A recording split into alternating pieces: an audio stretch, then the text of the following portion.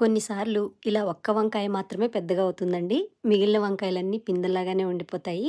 ఇలాగే ఈ వంకాయని చెట్టుకే వదిలేస్తే కనుక ముదిరిపోతుంది కాబట్టి, ఈ ఒక్క వంకాయతో కూడా వంట చేసేస్తాను. ఇలా మంచి కండగా ఉన్న ఒక పెద్ద వంకాయని తీసుకొని, 3 పక్కలా కత్తితో ఘాటు పెట్టుకొని, వంకాయ చుట్టూ నూనె పూసుకొని, స్టవ్ మీద ఇలా జాలీ ప్లేట్ పెట్టుకొని, వంకాయని చుట్టూ తిప్పుకుంటూ నల్లగా అయ్యే వరకు కాల్చుకోవాలి. ఇలా నల్లగా కాల్చుకోకపోతే వంకాయ లోపల ఉడకదు. ఇలా కాలిన వంకాయని పక్కకు తీసి పెట్టుకొని, మీ కారానికి తగ్గట్టుగా పచ్చిమిరపకాయలను కూడా కాల్చుకోవాలి. ఇప్పుడు గిన్నెలో కొద్దిగా చింతపండు, నీళ్లు పోసి 10 నిమిషాలు నానపెట్టుకొని, ఇలా రసం పిండుకొని పక్కన పెట్టుకోవాలి.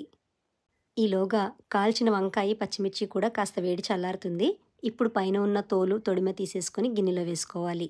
మీకు ఇలా తోలు తీసుకోవడం రాకపోతే కనుక కాల్చిన వెంటనే చన్నీళ్ళలో వేయండి. ఈజీగా ఊడొచ్చేస్తుంది. ఇందులోనే కొన్ని పచ్చి ఉల్లిపాయ ముక్కలు, గుప్పెడు కొత్తిమీర, మీ రుచికి తగ్గట్టుగా ఉప్పు, కొద్దిగా బెల్లం వేసి అంతా బాగా కలిసేలాగా చేత్తో పిసుక్కోవాలి. కాల్చిన పచ్చిమిరపకాయల ప్లేస్‌లో కాల్చిన ఎండుమిరపకాయలైనా వేసుకోవచ్చండి.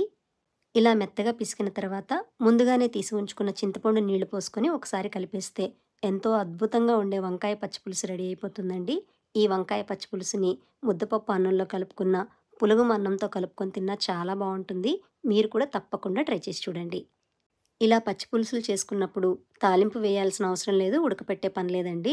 ఇలాగే పచ్చి పులుసుని పోసుకొని తినడం చాలా బావుంటుంది. ఒకసారి ట్రై చేయండి.